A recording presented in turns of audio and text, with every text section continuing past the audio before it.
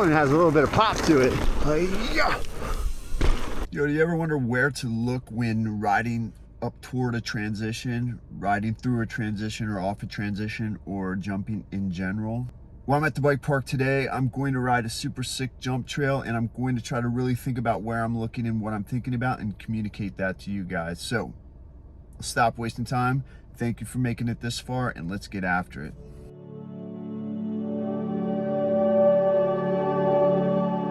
Yo, what has happened? It's me, Josh, behind the keys here. I'm going to share with you a POV run of a jump trail with jumps and drops on it that I did, and I'm going to talk through the things that I think about and where I look when I ride these types of trails. I'm going to talk with you like if you're in the room with me here, or if you're riding bikes with me. That's how I like to do it. So without wasting any more time, let's do this. All right, let's doodly do this. That's me on the bike talking. Doodly do this. I'm not exactly sure where I'm gonna go though. I never know until I start making turns and kind of decide as I go. Yeah, no warm up on this one.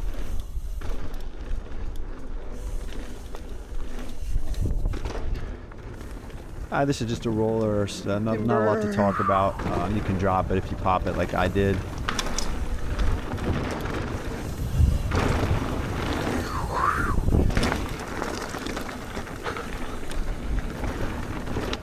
So we're making our way down to the big jump line.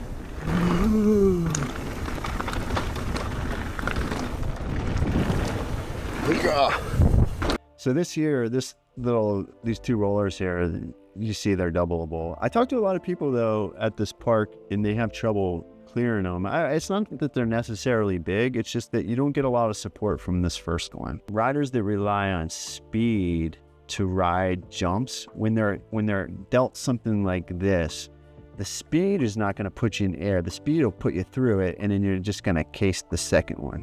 What you need to do is not rely on speed. You need to pop. So you need to have a good bunny hop technique. You need to have a really good jumping technique to apply to even small jumps like this. So when you're learning your jumping technique, it's not just about hitting big jump. It's about absolutely dominating these little things and having total control on these types of things right here. Posted videos on how to bunny hop, how to hold compression on little jumps. So check out the channel for all of that.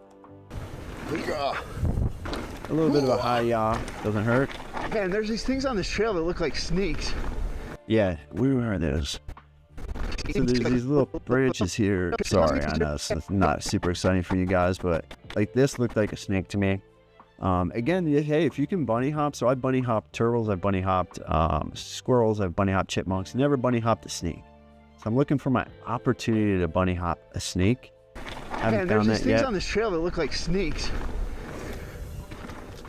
For nothing else, learn how to bunny hop to save your local wildlife. Little branch things. I want to bunny hop a friend too, so if somebody crashes in front of me, I would love the opportunity to try to bunny hop you. What this trail is taking me to is the big jump line. I'm not warmed up, so I'm just going to hit it. And I know one thing has changed on this big jump line, and that is, you'll see further up, they built a wooden feature that I have no clue really what it was. I know that it's not a drop because I saw a bit of a side profile on it. So I know it's more of a thing that you can jump or roll. But my goal with filming this, when I'm not warmed up, didn't do the pre-ride, re-ride, free ride, is to ride and really focus for my own well-being on where I'm looking. Because so much of the time when I ride, it's muscle memory, it's just natural. So I'm not really too focused on where I'm looking, it just happens. So I know when I ride a trail with a new feature on it and possible adjustments to other features that I need to be hyper aware of where I'm looking. And so that's why I'm filming this and using this, because then that helps me translate that hyper awareness of where I was looking just to you guys in general as far as where to look for features.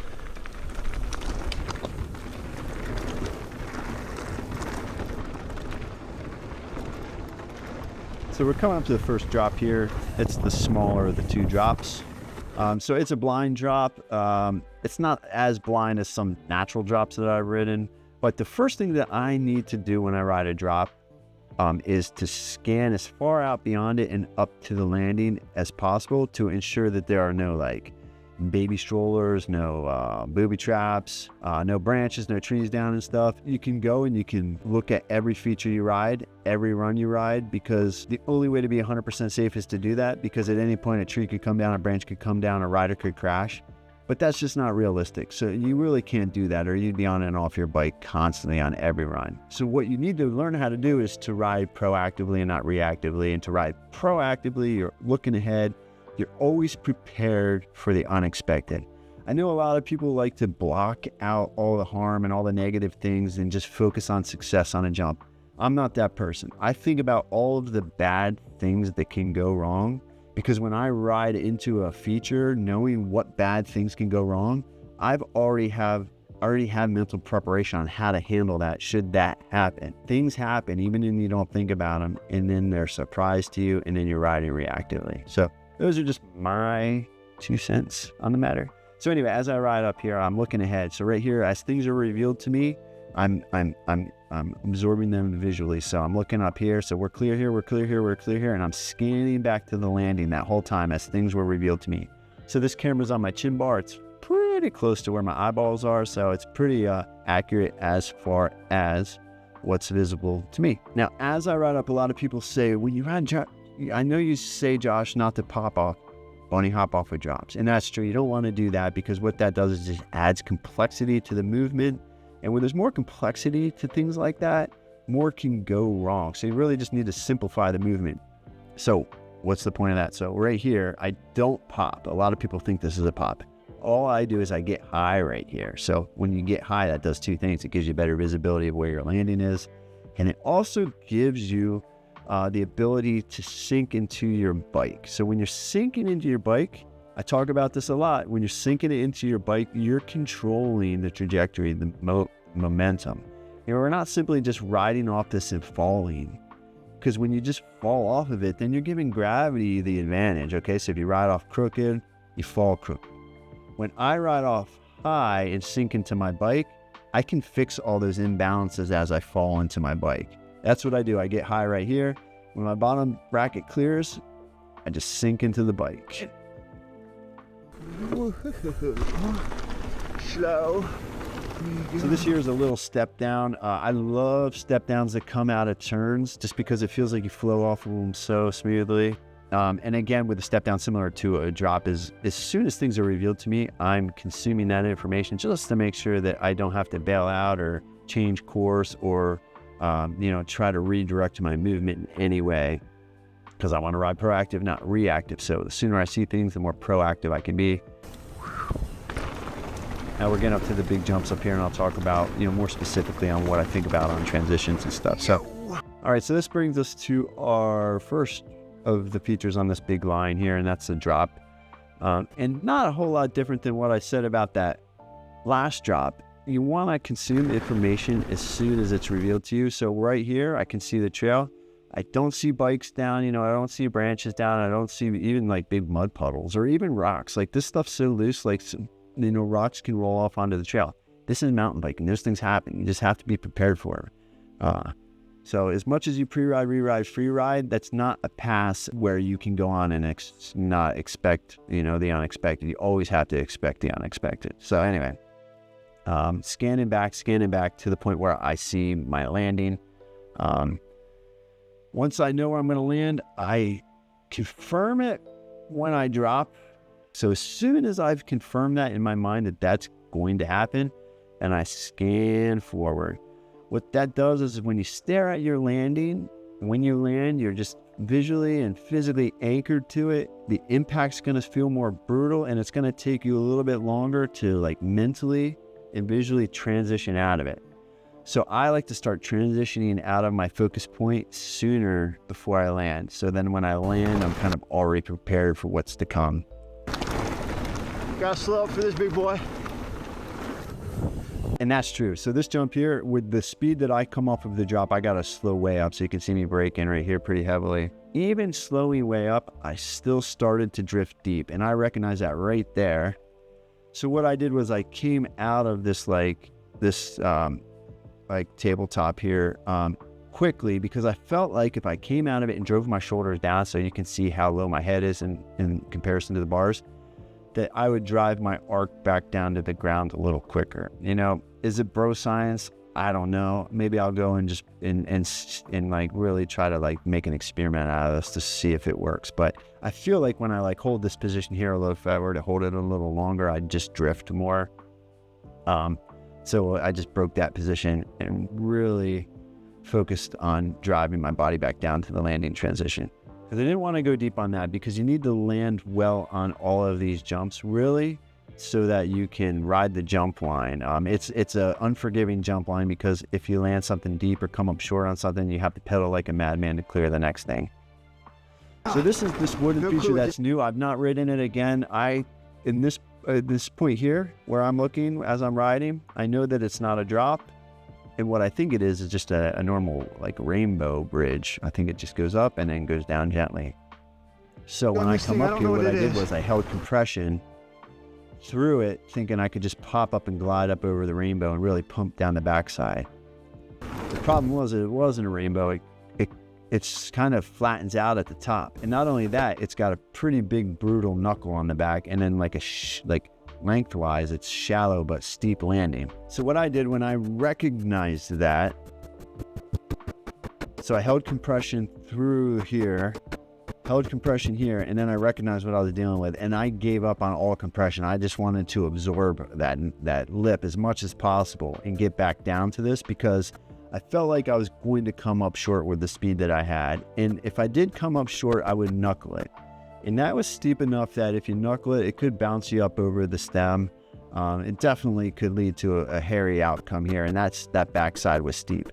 So by looking ahead, I was able to identify that even before I committed to popping. Like right here, as soon as I'm like, that's flat, that's a knuckle, I don't have the speed. So again, I just sucked it up. You can almost see it in my feet and my knees right here, just sucking it up as much as possible and bringing it back down.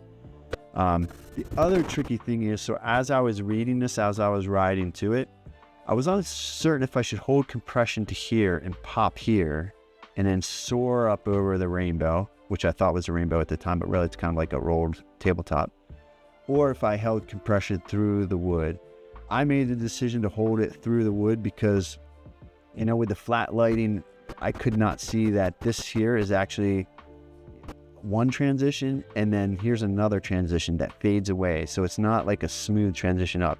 You know, you can see it pretty well right here, but you know, when things are coming at you fast, you do your best to look ahead. It is. So I bailed out on it, and I was able to bring it back down. Looks super goofy, didn't look cool.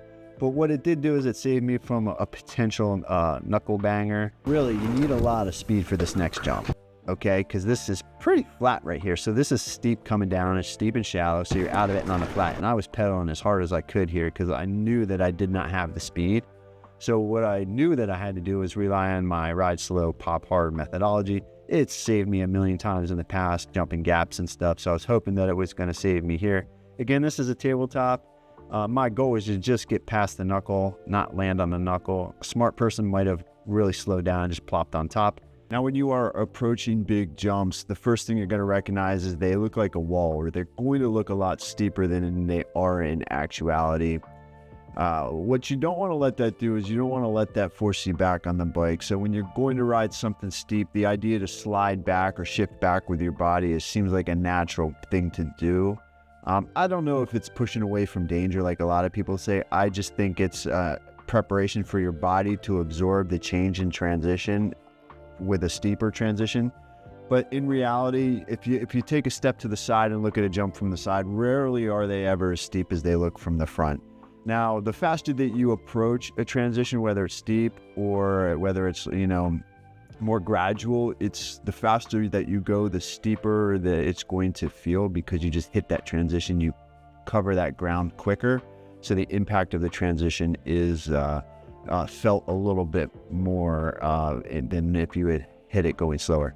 Anyway, my main point in saying this is when you are riding toward a transition, you don't want to shift back even if it looks steep.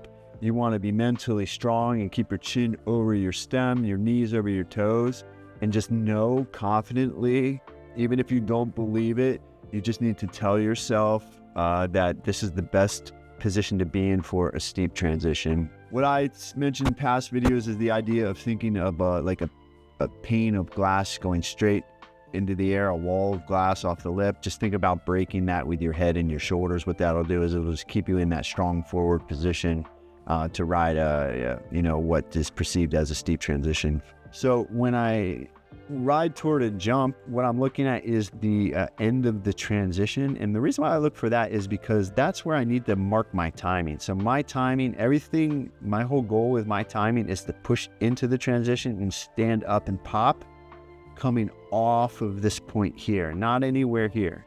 So this is my marker here, that however like long this transition is, my stand-up needs to be coming off of that so that I use my stand-up mass to drive my arc. Not here, because if I stood up here, then this transition is then still going to control my arc. So I popped up, and then I did, again, I don't want to get into bro science here, but a technique that I think works pretty well is, so you pop, and then you really drive forward with your shoulders and your knees. Again, it looks goofy, but the goal for that was just to not knuckle this, just to get over it. Because I had no speed here. Like you can probably tell. Like I had no speed. I'm pedaling. I need to stop pedaling to a point where I know that I'm balanced and I'm centered on the bike. So I stop pedaling and just pop and then drive my knees and my shoulders forward, and that wills me through the air just a little bit. Even if it's a couple inches, it just gets me over that knuckle. Again, it's not super cool, not photo worthy, but in this instance, I believe it worked on a jump that I did not have the speed to get over. So it's a hard pop, and then really drive forward with the knees and the shoulders. We gotta really pop that. It'll save you in a lot of instances if you can really control the jump in that manner. So I knew I cleared that one well enough that I should be closer to having the speed to clear this one, but I knew I still didn't have it. So I did what I sort of did on the first one, just maybe a little less aggressive. I really popped it and then really drove the arc with my shoulders. You can see how far my head and my shoulders are, ahead of the bike here. You'll see a lot of people that guinea pig gaps and stuff, things that they're not sure of the speed. This is a real safe way to clear stuff, like when you drive and stand high and forward. This gives you a lot of ability to handle, abrupt landings, whether you're going to case it or you're going to go too deep. This is a great position to control the outcome of a bad scenario, I have found. So it's high on the bike, it's forward on the bike, and for whatever reason, I'm always a little bit off center, so I'm looking like to either side of my wheel. Brought it down. Smooth landing there. Got over it with the ride slow, pop hard methodology, so I knew that the second jump was gonna be okay, so we kind of just cruised right off of that one. Again, where I'm looking when I ride jumps, again, I'm looking at the lip right here. I'm looking at the lip, so my timing computer is starting to work in my mind. I know where I need to hold compression to. Hold compression, start standing up right here. See how I'm standing up late, I stand up like right there, and that's almost past halfway on that transition. So strong legs, strong legs, strong legs. Strong legs mean I don't sink into the bike or let this change in trajectory sink me into the jump. I'm holding strong legs because I need to stand up in control. I'm standing up, I'm popping. And when I've popped, okay, there's nothing I can do anymore. I'm driving my arc, I'm controlling my arc. I'm looking ahead just to make sure that there are no, baby strollers or, parked cars on the trail here. I don't see anything. Spot my landing. Similar to drops, once you spot that landing, then it's continue to look further up the trail and prepare for what is to come next. Totally misrode that wooden thing. Absolutely. All right, so here we go. Right. You got a small little kicker here. What it is it's like an angular transition. It's like two non-transitions with an angle in it to make it a transition. What that does is it means you're going to really feel this kink right here. So people will do one of two things, like people that ride it inappropriately or wrong will do one of two things. They'll shift back to handle that kink, or they'll pop right at the kink. And if you shift back, you're going to get bucked.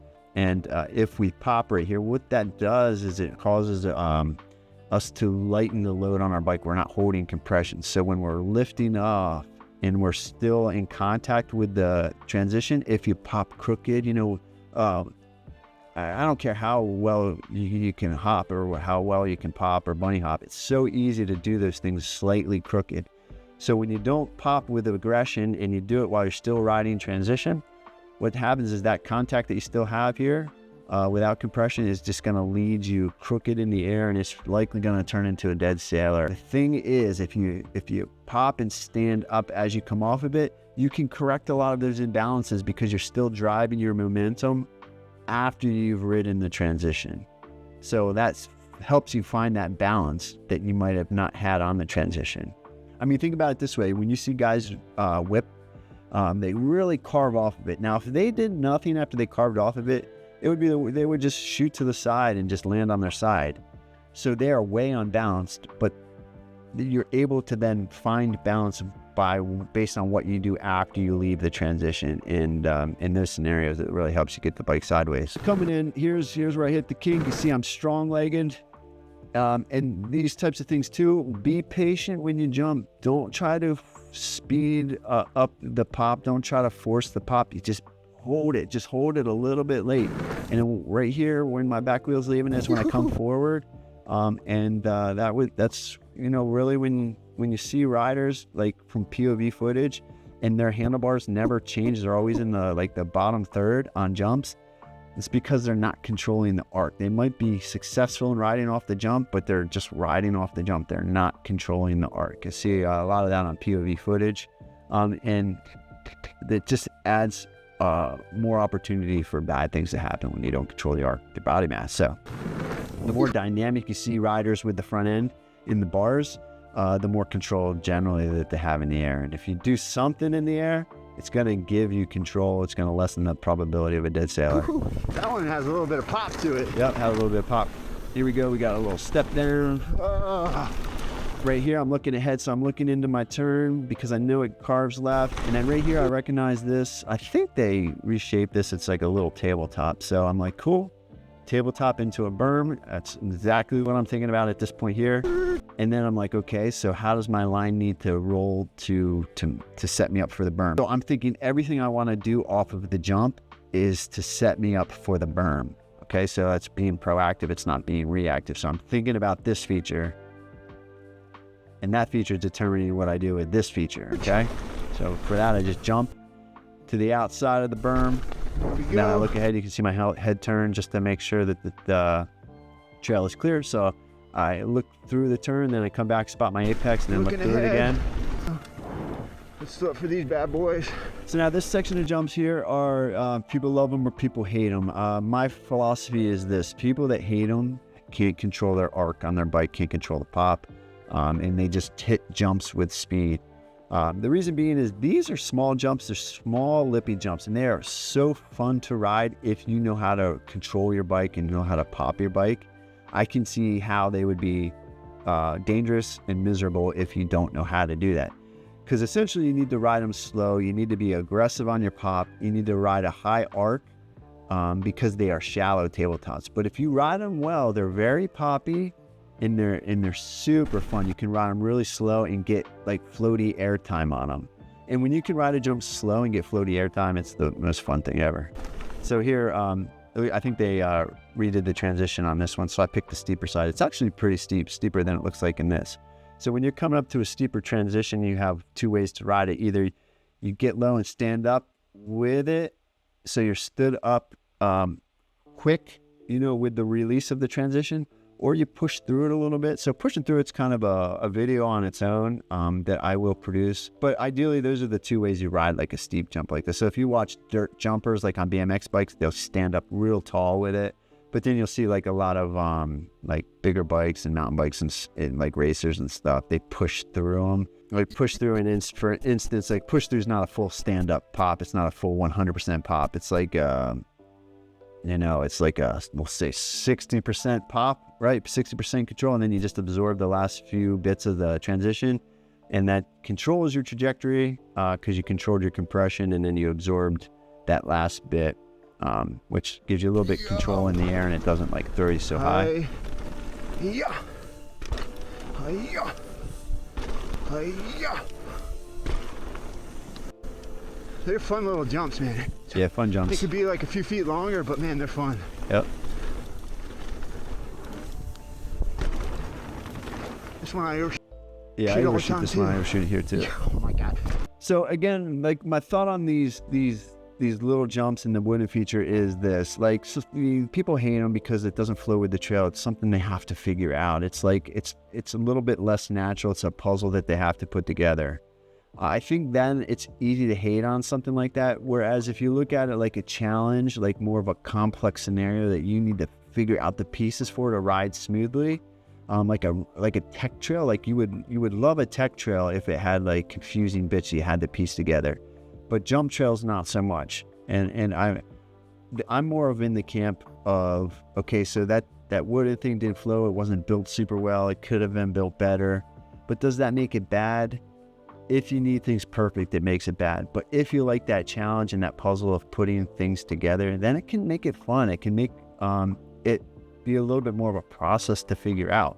Sure, it adds discomfort, to the run, but it'll make you a better rider when you're kind of forced to figure things out. So, you could argue this is a bike park, things should be built perfectly, but again, we're on mountain bikes, man. Mountain bikes are supposed to handle anything. Evidently not slow enough. We want to be better riders, and to be better riders, you need to be put in positions where you're uncomfortable and you're constantly learning. So.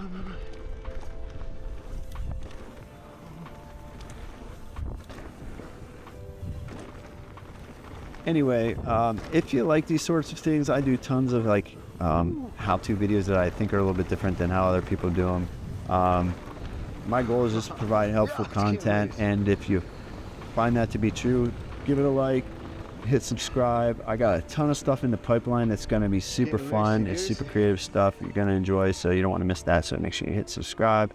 I appreciate you getting this far. Thanks so much.